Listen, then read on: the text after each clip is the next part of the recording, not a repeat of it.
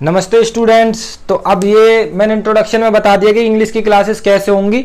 अब मैं आज सबसे पहले आपको ट्रांसलेशन शुरू कर रहा हूं। अब ये ट्रांसलेशन काफी लंबी सीरीज चलेगी और अब अगर यहां से देख कंटिन्यू रखी हर एक वो आपने वीडियो को, तो देखना ट्रांसलेशन करना आपके बिल्कुल उल्टे हाथ का खेल हो जाएगा। कैसे करोगे? मेरे साथ जुड़ना, मैं आपको बिल्कुल रूल्स बताऊंगा।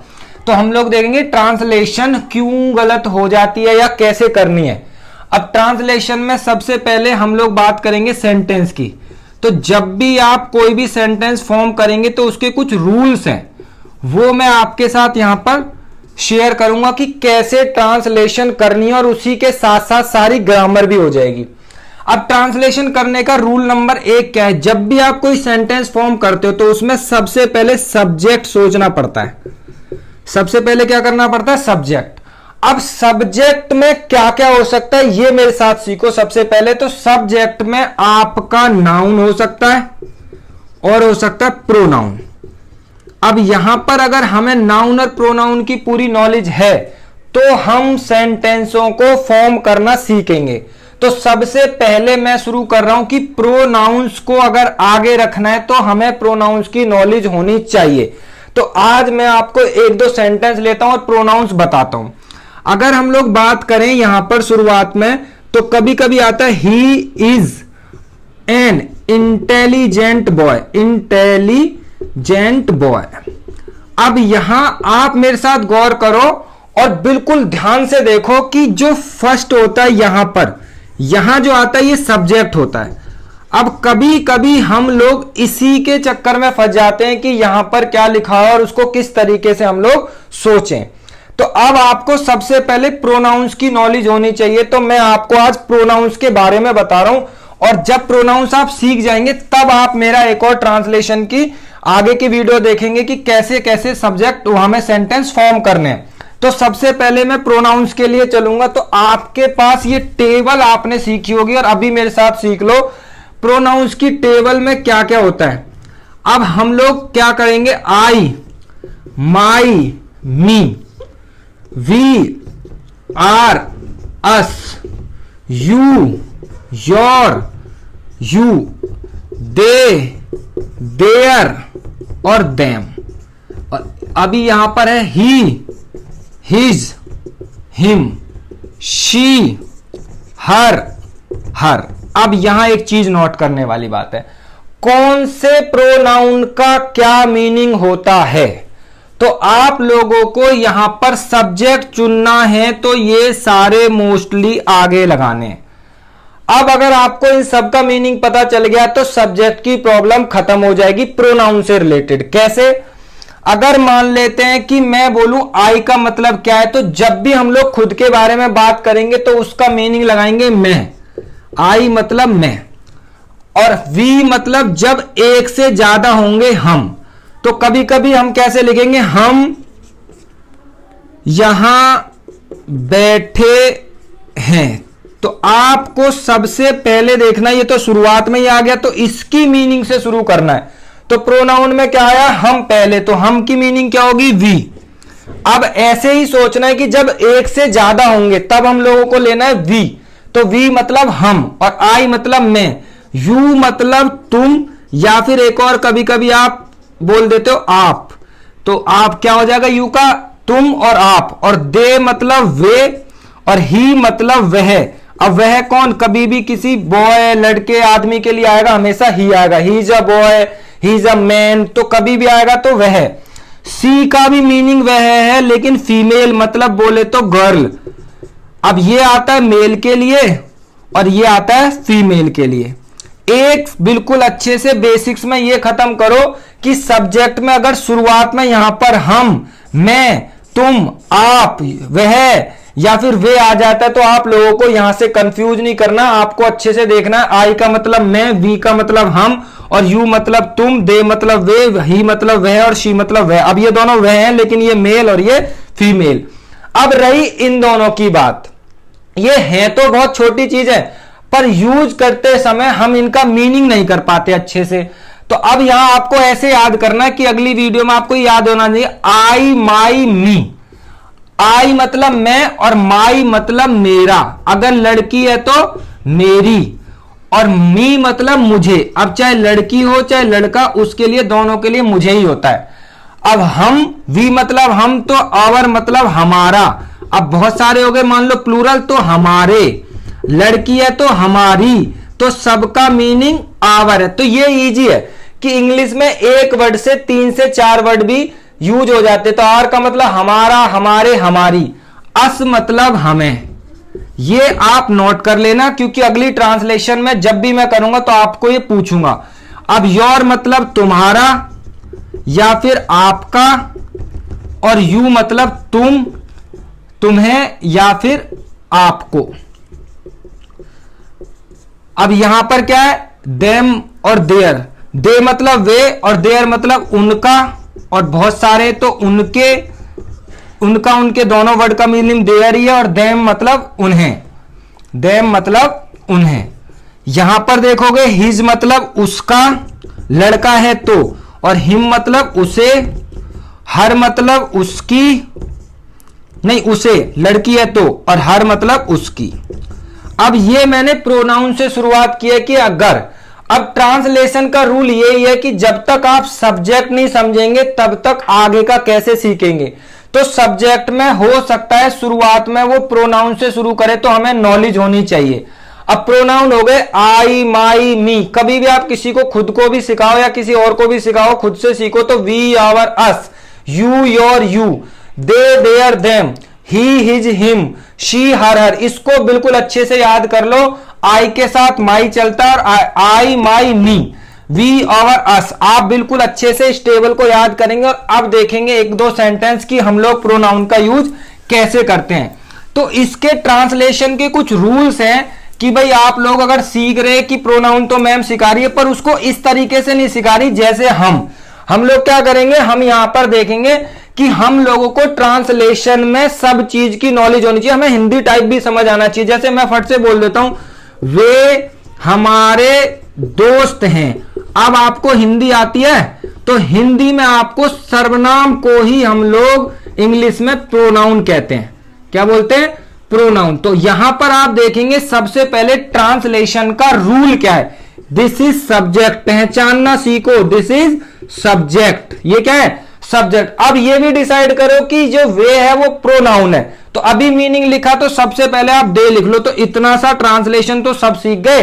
अब रह गए ये। इसके लिए हम लोग क्या करेंगे, हमें आज ये तो पता चल रहा है इस वीडियो में कि प्रोनाउन को दे लगाना है, लेकिन आगे का ट्रांसलेशन कैसे होगा। तो आगे के ट्रांसलेशन के लिए आप जब भी ट्रांसलेशन करो आपका ध्यान जाना चाहिए एंड पर।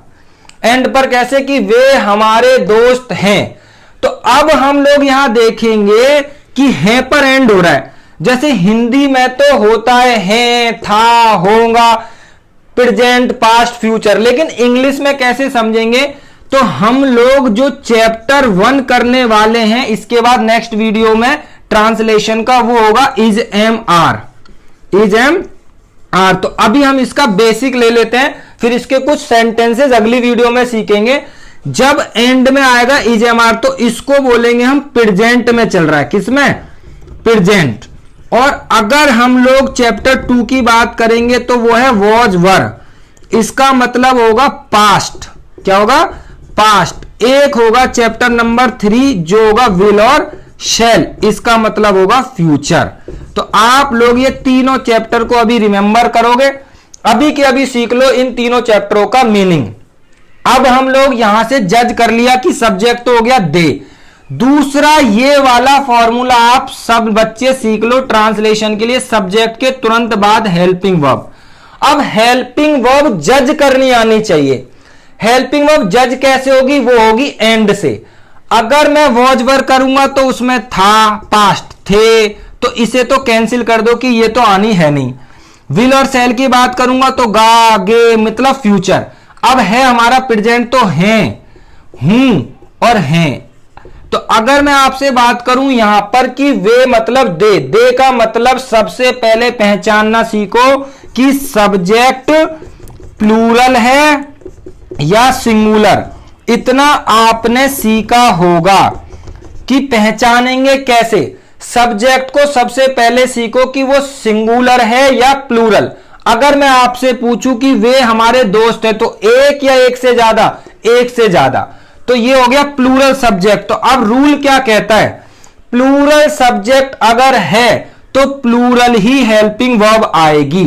तो 3 है हमारे पास, इज, एम, आर। तो इसमें से एम को निकाल दो, बिल्कुल आसान, क्योंकि एम सिर्फ आई के साथ आना है। तो एक तो हो गया, एम किसके साथ आना है, आई के साथ। अगर अब मैं बात करूं कि इज और आर की, तो बेटा सिंगुलर प्लूरल अच्छे से क्लियर करो। आर आएगा प्लूरल के साथ और इज आएगा सिंगुलर के साथ। बिल्कुल अच्छे से समझ लो कि आर आएगा प्लूरल के साथ। क्या प्लूरल, जब सब्जेक्ट प्लूरल होगा तो आर आएगा, और जब सब्जेक्ट सिंगुलर होगा तो इज आएगा। अब मैं प्लूरल की कुछ बात करूं तो वी, दे, यू, ये सारे प्लूरल हैं। और सिंगुलर की बात करूंगा तो ही, शी, इट, या फिर कोई एक नाम, और प्लूरल में एक से ज्यादा नाम। अब यहां पर देखूं मैं तो इज सिंगुलर के लिए और आर प्लूरल के लिए, और एम निकल गया आई के साथ। तो अब आप लोगों को यह थोड़ा समझ आया कि सब्जेक्ट है दे, दे मतलब प्लूरल। अब कौन सी हेल्पिंग वर्ब जज करूं, तो सब्जेक्ट हो गया, उसके तुरंत बाद हेल्पिंग वर्ब आर। ये फॉर्मूला है कि सब्जेक्ट पहले आपको ढूंढकर यहां लिखना है, दे, फिर आर। अब यहां पर आया हमारा मेन वर्ब। अब ये ही तो सीखना है। इसमें मेन वर्ब किसको आती है पहचाननी, मेन वर्ब होती है जैसे प्ले, सिंग, वॉच, राइट, रीड, स्लीप, गो, कम, कहीं है नहीं। वे हमारे दोस्त हैं, इसमें कोई मेन वर्ब नहीं है बेटा। हेल्पिंग वर्ब और मेन वर्ब में अंतर सीखो। तो सिंपल सी बात है, मेन वर्ब वो हैं जो आपको 3 फॉर्म्स ऑफ वर्ब सिखाई जाती हैं, 3 फॉर्म्स ऑफ वर्ब। तो वो हो गई हमारी जैसे play, playing, played, write, wrote, written. तो यहां आपको कहीं दिख रही है वे हमारे दोस्त हैं, कोई मेन वर्ब नहीं है। तो दे के बाद आ गई हेल्पिंग वर्ब, तो मेन वर्ब नहीं है, तो स्किप। अब आ गया ऑब्जेक्ट। अब यहां ऑब्जेक्ट का ही समझना है कि इतने सारे हैं तो कैसे समझेंगे। तो वे का हो गया, दे आर हमारे दोस्त। तो अब मैंने आपको क्या सिखाया था, इसीलिए बताया था प्रोनाउन जाननी जरूरी, वी ओवर अस। तो वी मतलब तो हम हो गया, अस मतलब हमें हो गया। अब ये रहा ना हमारे या फिर हमारा। तो हमारे दोस्त के लिए क्या करूं, दे आर आवर फ्रेंड हो गया। तो दे आर आवर फ्रेंड बिल्कुल बेसिक से शुरू हो रहा है। अब धीरे धीरे वीडियोज में आप देखोगे जब बेसिक के बाद बड़े सेंटेंस आएंगे तो आपको ये फॉर्मूला नहीं छोड़ना, चाहे बड़ी हो सेंटेंस चाहे छोटा हो sentence. Subject plus helping verb plus main verb plus object. तो ढूंढ लो बेटा, वे हो गया सब्जेक्ट दे। अब यहीं रुक जाओ, सब्जेक्ट के बाद बहुत जल्दी मत करो, सोचो कि यहां पर कौन सी हेल्पिंग वर्ब आएगी। अगर है प्रेजेंट में इज, एम, आर, तो है, हूं, है, तो यहां पे ध्यान रखो था, है, क्या, गा, गी, क्या है, तभी डिसाइड करो। सबसे बड़ा ट्रांसलेशन में जो फॉर्मूला है वो है हेल्पिंग वर्ब को जज करना। अब हमारी जज हो रही है कि ये तो प्रेजेंट है। अब प्रेजेंट है तो तीन है तो इज है, एम है, आर है, उनमें से कोई एक लेनी है। तो मतलब दे आर आवर फ्रेंड।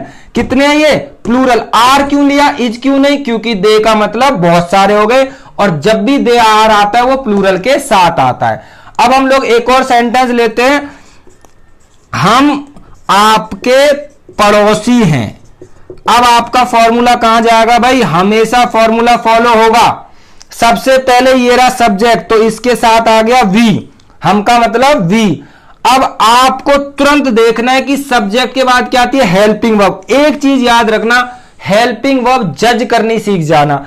अगर बोले हम आपके पड़ोसी हैं तो आप बताओ ये प्लूरल है या सिंगुलर। ये है प्लूरल, क्योंकि हम क्या हो गया, प्लूरल में आ गया, वी, दे, यू। तो क्या आएगा, इज आएगा, एम आएगा या आर आएगा। तो वी के साथ आएगा आर। हो गई, सब्जेक्ट हो गया, हेल्पिंग वर्ब हो गई। अब इसमें कोई मेन वर्ब नहीं है, तो क्या बचा, ऑब्जेक्ट। तो पड़ोसी, हम आपके पड़ोसी हैं, तो वी आर नेबर। अब यहां पर एक चीज तो नोट नहीं किया आपने कि नेबर से पहले आर आया है, तो ये रहा ना वी आर अस, तो आ गया ना यहां पे। तो आप कहे ही नहीं, वी आर आवर नेबर, हम आपके पड़ोसी हैं। अगर यहां पे देखें आपके आवर, तो आपको तो ट्रांसलेशन ही नहीं आएगी। अरे बेटा आपके का मतलब योर, क्या मतलब है? योर। तो ये थी प्रोनाउन की गलती जो मैं आपको गलत करके कि भाई जल्दी मत करो, सीखो। वी तो सही है, सब्जेक्ट लगा लिया, हेल्पिंग वर्ब भी आर लगा ली, लेकिन बेटा ये ऑब्जेक्ट ही मेन है कि ये कैसे डिसाइड करें। तो आपके पड़ोसी मतलब योर, अगर टेबल ध्यान से देखियो तो यू योर यू, तो वी आर योर नेबर, हम आपके पड़ोसी हैं। ये बेसिक चल रहे। अब यहां पे अगर मैं कहूं कि आप हेल्पिंग वर्ब गौर दे रहे हो, तो अगर हम इसको बस इतना सा बदल दें, वे हमारे दोस्त थे, तो हिंदी में तो हो गया पास्ट।